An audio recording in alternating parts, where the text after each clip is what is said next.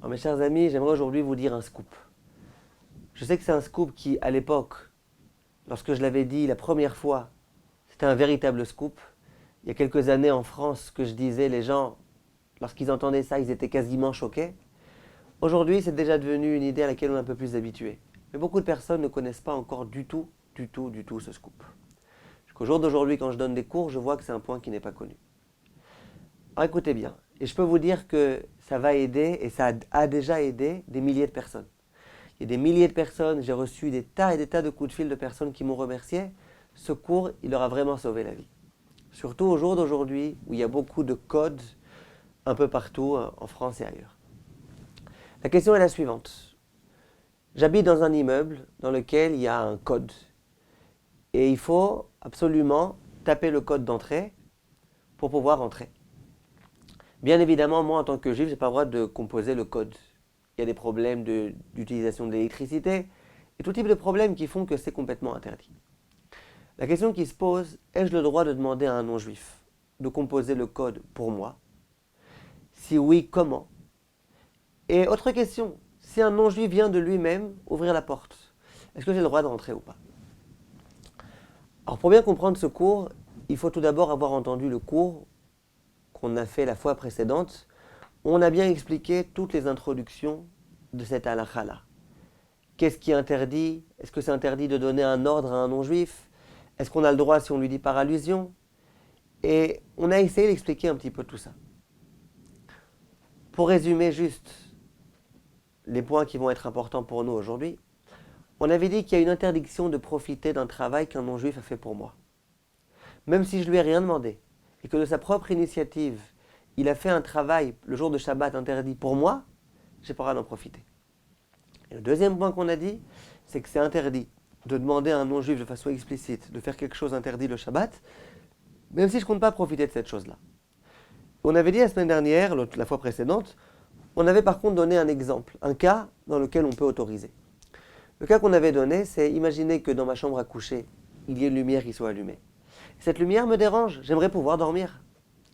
Alors je viens voir un non-juif, et par allusion, je lui dis, écoute, j'ai du mal à dormir, la lumière est allumée, etc. etc. Et de lui-même, il comprend qu'il faut éteindre la lumière. On avait demandé est-ce que c'est autorisé ou pas. Et on avait dit que c'était autorisé. Parce que moi, je lui ai rien demandé de façon explicite, c'était qu'une allusion. Et parce que éteindre une lumière, ça ne s'appelle pas un profit. Quand une lumière était éteinte et qu'on l'allume, maintenant je profite d'une lumière existante. Mais quand une lumière était existante et qu'on l'a éteinte, ça ne s'appelle pas un profit. Référez-vous à ce cours-là, on avait essayé de bien expliquer en donnant un autre exemple. Dans tous les cas, j'aimerais en revenir à cette histoire-là. Je suis en bas de la maison. Il fait froid, j'aimerais bien rentrer pour faire mon repas de Shabbat. Simplement, il y a un code. Si je demande au non-juif de façon explicite, fais un code, tape le code, compose le code, alors là, effectivement, il peut y avoir un problème. Depuis quand je peux demander à un non-juif de façon explicite de faire quelque chose? Maintenant, imaginez que moi, je dise rien. Le non-juif de lui-même vient et compose le code. Pour moi. Je sais que c'est pour moi. Ai-je le droit de rentrer ou pas? Alors en France, ce qu'on a l'habitude de dire un peu partout, c'est que c'est interdit. Si jamais c'est un voisin qui doit de toutes les façons rentrer lui-même et qu'il ouvre la porte, alors tu as le droit de rentrer, et même en France on dit et après lui. Tu laisses d'abord rentrer lui-même et toi tu passes après. Pour bien voir, pour bien montrer qu'il a ouvert pour lui. Mais si jamais c'est pas quelqu'un qui devait rentrer de toutes les façons et qu'il a ouvert la porte que pour toi, interdiction totale d'entrer. Alors j'aimerais vous dire que moi je ne suis pas d'accord du tout avec ça. Et moi je pense qu'on a le droit de rentrer. Pourquoi? Moi je lui ai rien demandé. Donc il n'y a pas de problème de lui avoir demandé, je lui ai rien demandé, de lui-même il est venu. Vous allez me dire, ah mais je profite. Grâce à lui maintenant je vais pouvoir rentrer. Alors là il faut se servir un petit peu du même principe que celui dont j'ai parlé à propos de la lumière. Dans la halakha ça s'appelle Messir Monea.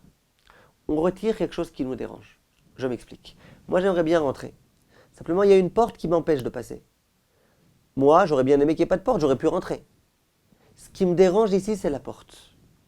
Lorsque le non-juif vient et qu'il ouvre la porte, qu'il me donne accès, il ne me fait pas profiter de quelque chose. Il enlève quelque chose qui me dérangeait. Il est messire, il retire monnaie à quelque chose qui m'embêtait.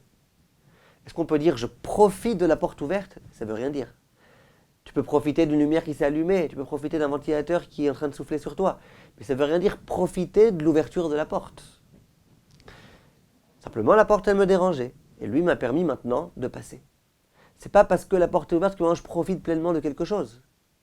La porte juste ouverte, elle me permet d'entrer. Ça, c'est ce qui s'appelle le Messir Monéa. Si vous voulez les références, dans le Siman Shin Mem 340, le Biur Halacha et le Mishnah Brura rapportent ce chidouche là du Messir Monéa à propos d'une lettre qu'on aimerait bien lire et on demande aux non-juifs d'ouvrir la lettre. Et là-bas, le Biur Halacha ramène cette idée-là. C'est que moi, j'aurais pu lire ma lettre, simplement il y avait quelque chose qui m'embêtait. C'était l'enveloppe. Lorsque le non-juif ouvre l'enveloppe et qu'il me laisse accéder à la lettre, eh ben, il retire quelque chose qui me dérangeait. Et ça ne s'appelle pas un profit. Ça s'appelle retirer quelque chose qui me compliquait le profit. Retirer quelque chose qui m'empêche le profit, ce n'est pas un profit direct. Et donc ça, c'est autorisé. Maintenant, plus que ça, si jamais on est d'accord que le fait que la porte soit ouverte et ait été ouverte pour moi, ça ne s'appelle pas un profit. Ça ne s'appelle pas que je profite de quelque chose que le non-juif a fait pour moi. Eh bien, je pense qu'on peut aussi lui demander alors, par allusion, d'ouvrir la porte. Si je lui demande par allusion, je lui ai rien demandé. Je ne lui ai pas donné un ordre. Donc, il n'y a pas de problème de lui avoir demandé puisque c'est allusion. Et c'est une allusion qui n'est pas impérative. Je ne lui dis pas, arrange-toi pour que la porte soit ouverte. Je lui dis juste, j'ai froid, j'aimerais bien pouvoir rentrer. Et de lui-même, il comprend. Et le problème qui consiste à dire qu'on n'a pas le droit de profiter d'un travail interdit fait par un non-juif, je ne profite pas. On retire juste quelque chose qui me dérangeait. À l'époque, il y a quelques années, lorsque j'avais commencé à vouloir diffuser cet enseignement-là, j'avais malgré tout un petit peu peur. Je me suis dit, comment je peux enseigner cela alors que tous les rabbanim de France disent autrement? À ce moment-là, j'avais parlé au Rav Asher Weiss. Et je lui avais dit, écoutez Rav, voilà la conclusion à laquelle je suis arrivé en étudiant les halachot Shabbat. Est-ce que vous êtes d'accord avec moi? Il a bien réfléchi, on a discuté un petit peu ensemble, ça a pris un petit peu de temps jusqu'à ce qu'on arrive à la conclusion. La conclusion du Rav, c'était, on a tout à fait le droit, même en faisant une allusion. Je lui avais dit, attention Rav, parce que je vais diffuser ce que vous dites. Il m'a dit, il n'y a pas de problème, tu peux diffuser, c'est tout à fait permis. Donc le Rav Asher Weiss a été dans ce sens-là. Et j'ai vu ensuite dans le Orchot Shabbat, qui ramène aussi quelques poskim qui vont exactement dans ce sens-là. Et qui disent qu'une porte qui a été ouverte par un non-juif s'appelle Messir Monéa. Vous pouvez regarder là-bas dans les références, il ramène beaucoup de décisionnaires qui vont dans ce sens-là. Il y en a qui n'ont pas été d'accord avec ça, mais beaucoup de décisionnaires vont dans ce sens-là. Voilà, donc c'était le scoop d'aujourd'hui. Et je sais que ça a aidé beaucoup de gens à l'époque quand j'avais donné ce cours-là un lundi soir. C'était juste un petit peu avant les Yamim Noraïm. Et je me rappelle ensuite, il y a une fille qui m'avait appelé de France, une fille qui avait assisté au cours.